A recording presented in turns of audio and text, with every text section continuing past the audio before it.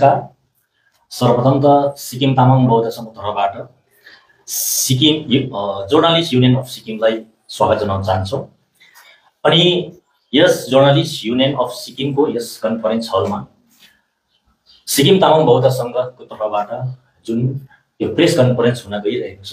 र यस प्रेस कन्फरेन्सलाई प्रत्यक्ष अनि परोक्ष रूपमा हेरिरहनु हुने सम्पूर्ण दर्शक महानुभाव अनि श्रोतागणप्रति हामी सिक्किम तामाङ बौद्ध संघको तर्फबाट हार्दिक नमस्कार अनि ख्यापुलो चढाउन चाहन्छु। अनि यो जुन प्रेस कन्फरेन्स गर्नुको मुख्य मकसद के रहेको छ भने यस वर्ष 2025 सिक्किम भारतको एक अभिन्न अंग भएको 50 वर्ष पुगेको जुन वर्षगाँठको विषयमाथि सिक्किम तामाङ बौद्ध संघले 50 इयर्स अफ स्टेटहुडको थीममा state level inter school Tamang language poetry competition राख्ने एउटा निधो लिएको हुनाले हामीले विशेष प्रेस कन्फरेन्स यहाँ जारी गरिरहेका छौँ। र यस प्रेस कन्फरेन्सको निम्ति सिक्किम तामाङ बौद्ध संघको तर्फबाट म स्वयं लाछिरिङदोङ संस्थाका एक सदस्य अनि मेरो देब्रे भागमा जुन मध्य भागमा बस्नु र उपस्थित हुनुहुन्छ सिक्किम तामाङ बौद्ध संघको अध्यक्ष महोदय श्रीमान विनोद योन्जनज्यू, त्यस्तै गरी मेरो ठीक देब्रे भागमा उपस्थित संस्थाका एक कर्मठ सदस्य श्रीमान नरबु तामाङज्यू हुनुहुन्छ भने यस भागको अन्तिम देब्रे भाग अन्तिममा बस्नुहुने सिक्किम तामाङ बौद्ध संघको एक सदस्य श्रीमती दिलमाया तामाङ हुनुहुन्छ भने जो सिक्किम सरकारको शिक्षा विभागको भाषा शाखाबाट टिबिओ सर हुनुहुन्छ श्रीमान भीमबहादुर तामाङजी हुनुहुन्छ भने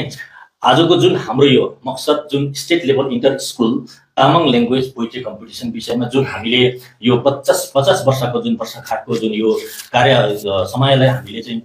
सिक्किम तामाङ बौद्ध संघले तामाङ भाषाको जति पनि सिक्किममा का पाठशालाहरूमा पठन गरिरहेका जुन विद्यार्थी नानीहरूप्रति भाषाको विकास अनि सम्वर्धनमा सँगसँगै उहाँहरूको बढुवाको निम्ति एउटा पोइट्री कम्पिटिसन राख्ने निधो भएकोले हामीले आज यो प्रेस कन्फरेन्स गरेको छ। र यसको अब जुन कुन प्रकारले यो state level inter school Tamang language poetry competition चल्छ भन्ने यसको जुन हामीले रणनीति र यसको मापदण्डहरू राखेका छौँ त्यो विस्तार रूपमा हाम्रो एजुकेसन डिपार्टमेन्टका ल्याङ्ग्वेज बोर्डका ल्याङ्ग्वेज डिपार्टमेन्ट ल्याङ्ग्वेज सेक्सनका टिबिओ सर भीमबहादुर तामाङले राख्नुहुनेछ। हेलो सबै प्रेस मिडियाका साथीहरूलाई, आजको यस जमघटको वृत्तान्त त हाम्रो लाछिरिङ भाइले तपाईँहरूलाई बताइ नै सक्नुभयो र हामीले चाहिँ यो 50 वर्ष कम्प्लिट गरेको उपलक्ष्यमा एउटा कविताको कम्पिटिसन राखेको छौँ। Inter school Tamang inter school सिक्किमभरिका inter school Tamang community Tamang स्टुडेन्टहरूको बिचमा एउटा कम्पिटिसन राखेको छौँ। त्यो चाहिँ सुरु भइसकेको छ र यसको वृत्तान्त सबै कुरो कस्तो प्रकारले गर्दैछ कसरी गर्दैछ त्यसको वृत्तान्त चाहिँ हाम्रो भीमबहादुर तामाङ एजुकेसन डिपार्टमेन्टको टिभीले बताउनुहुनेछ। म जर्नलिस्ट युनियन अफ सिक्किमलाई धेरै धेरै धन्यवाद दिन चाहन्छु किनभने तपाईँहरूको जुन यो मिडियाको मार्फतबाट हाम्रो जुन कुराहरू छ त्यो सबै माझ पुर्याइदिनु भएकोमा र हाम्रो मेन के कन्फरेन्स गर्नेको के तात्पर्य के हो भने चाहिँ अहिले जति पनि Sikkim Tamang Bauddha Sangh Sikkim Tamang Buddhist association with collaboration with government of Sikkim education डिपार्टमेन्टको जुन तत्त्वाधानमा एउटा नानीहरूलाई सिक्किमको जति पनि ल्याङ्ग्वेज नानीहरू छ तामाङ ल्याङ्ग्वेज नानीहरू छ उहाँहरूको लागि उहाँहरूको जुन एउटा आफ्नो स्किल्स राइटिङ स्किल्स अनि उहाँको विकास कसरी हुन्छ ल्याङ्ग्वेज बारेमा लेखन शैलीमा त्यसको निम्ति सिक्किम तामाङ बौद्ध एसोसिएसनले जुन सङ्घ छ त्यो सङ्घले चाहिँ हामी एजुकेसन डिपार्टमेन्टको ल्याङ्ग्वेज सेक्सनसँग संयुक्त गरेर यो एउटा हामीले कार्यक्रम गरिरहेको छौँ र यसको मेन मकसद त मैले तपाईँले भनिहालेँ जुन हाम्रो नानीहरूमा भाषाप्रतिको माया उहाँको जागरुकता र हाम्रो नानीहरूमा पनि कस्तो प्रतिभाहरू छ त्यो प्रतिभाहरूलाई बाहिर निकाल्ने हाम्रो यो ठुलो जमर्को हो है। अनि यो चाहिँ हाम्रो जुन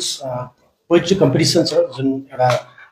यो पोइट्री कम्पिटिसन चाहिँ हाम्रो प्राइमेरी लेभलमा हुन्छ अनि सेकेन्डरी लेभलमा हुन्छ। जति क्लास 5 सम्म प्राइमेरी लेभलमा हुन्छ र क्लास 10 सम्म चाहिँ हाम्रो सेकेन्डरी लेभलमा हुन्छ। अन्त यसको चाहिँ अब यसलाई चाहिँ हामीले चाहिँ कसरी गर्छौँ भन्ने जुन एउटा लाग्छ त्यो चाहिँ के हो भन्दाखेरि चाहिँ हामीले प्राइमेरी लेभलमा गर्नु प्राइमेरी लेभल सेकेन्डरी लेभलमा चाहिँ हामीले गर्नुभन्दा अगाडि नै अहिले हामीले टिचर्सहरूलाई हाम्रो जति पनि ल्याङ्ग्वेज टिचरहरू हुनुहुन्छ सिक्किमभरिमा उहाँहरूलाई हामीले अलरेडी इन्फर्म गरिसकेको छौँ र जति पनि डिपार्टमेन्टमा गर्नुपर्ने जति प्रतिक्रियाहरू छ त्यो प्रतिक्रियाहरू नै हामीले गरिसकेको छौँ र अब उसो हामीले कार्यक्रम गर्नु बाँकी छ र उहाँहरूलाई हामीले अलरेडी हामीले भनिसकेको छौँ उहाँहरूले 17 तारिकसम्ममा चाहिँ उहाँहरूले स्कुल लेभलमा उहाँहरूले कम्पिटिसन गर्नु पऱ्यो प्राइमेरी लेभलमा पनि गर्नु पऱ्यो सेकेन्डरी लेभलमा पनि गर्नु पऱ्यो त्यहाँबाट छनौट भएको चाहिँ यता डिस्ट्रिक्ट लेभलमा ल्याउनु पऱ्यो र हामीले त्यो जुन फर्महरू अलरेडी हामीले इस्यु गरिसकेको छौँ र डिस्ट्रिक्ट लेभलमा चाहिँ कहिले हुन्छ भन्ने कुरा तपाईँहरूलाई यो पनि विवरण दिन चाहन्छु र डिस्ट्रिक्ट लेभलमा चाहिँ हामीले 19 तारिकदेखि हामी स्टार्ट गर्छौँ 19 तारिक चाहिँ हाम्रो सोरेङ डिस्ट्रिक्टमा हुन्छ जुन सोरेङ सिनियर सेकेन्डरी स्कुलको हलमा हुन्छ त्यहाँ चाहिँ कुन डिस्ट्रिक्टको हुन्छ भन्दाखेरि चाहिँ सोरेङ र गेजिङ डिस्ट्रिक्टको हुन्छ त्यो सोरेङ र गेजिङको डिस्ट्रिक्टबाट हामीले प्राइमेरी लेभल र सेकेन्डरी लेभलबाट 3 जना जो चाहिँ उत्कृष्ट छ उहाँहरूलाई हामीले स्टेट लेभलमा ल्याउँछौँ त्यसरी नै 20 तारिक नाम्चीमा छ नाम्ची स्कुलको हलमै छ र त्यो नाम्ची स्कुलको हलमा चाहिँ कहाँको स्टुडेन्टहरू कहाँको विद्यार्थीहरू आउँछन् भने चाहिँ त्यहाँ नाम्ची सराउन्डिङ चाहिँ आउँछ किनभने हाम्रो बहुसङ्ख्याको स्कुल्सहरू चाहिँ त्यो उयसमा छ नाम्ची डिस्ट्रिक्टमा छ त्यसै प्रकारले 21 तारिक हामीले याङ्ला धिम जो हाम्रो एसोसिएसनको जुन धिम छ त्यो धिममा चाहिँ हामीले 21 तारिक राखेको छौँ त्यसमा चाहिँ हाम्रो पाक्योङ डिस्ट्रिक्ट आउँछ एउटा हाम्रो यहाँ गान्तोक डिस्ट्रिक्ट भयो अनि हाम्रो नर्थ जुन मङ्गान डिस्ट्रिक्ट छ त्यो मङ्गान डिस्ट्रिक्टबाट आउँछ त्यहाँ पनि त्यस्तै हुन्छ प्राइमेरी लेभल र सेकेन्डरी लेभल र त्यहाँबाट जति छनौट हुन्छ त्यो चाहिँ फाइनल चाहिँ हाम्रो मिनी हलमा यो जुन मनन केन्द्रको मिनी हल छ त्यो मिनी हलमा 25 तारिक हामीले राखेको छौँ त्यसमा हामीले प्राइमेरी लेभलको 18 जना आउनेछ र सेकेन्डरी लेभलको 18 जना आउनेछ र त्यहाँबाट हामीले उत्कृष्ट फर्स्ट सेकेन्ड थर्ड चाहिँ हामी त्यहाँ उहाँहरूलाई उत्कृष्टलाई अब यता ट्रफी दिँदै सर्टिफिकेट दिएर उहाँहरूलाई हामीले सम्मानित गर्नेछौँ।